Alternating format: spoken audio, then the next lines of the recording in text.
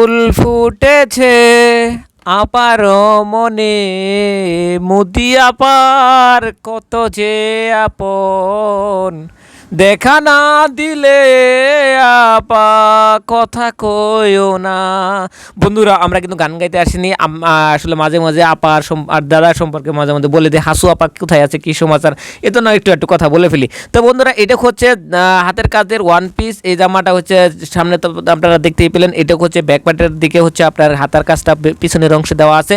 এটা হচ্ছে বাসন্তী কালার কাপড়ের উপর সবুজ এবং লাল কালার সুতায় কাজ করা, ডলার কাজ করা। এই সিঙ্গেল জামাটা ওয়াশ আয়রন করা হয়নি, ওয়াশ আয়রন করলে কিন্তু আরও ভালো লাগবে, আরও সুন্দর দেখা যাবে। এটা যদি আপনারা নিতে চান অবশ্যই কমেন্টে জানিয়ে দেবেন। তারপরে এটা হচ্ছে রেড কালার জামার উপর হোয়াইট কালার সুতায় কাজ করা। রেড কালার এবং হোয়াইট কালারের মধ্যে অনেক মানে একটা বৈশাখ ভাব আসছে সামনে, যেহেতু বৈশাখ আসছে, বৈশাখের সময় আপনারা এটা ব্যবহার করতে পারেন।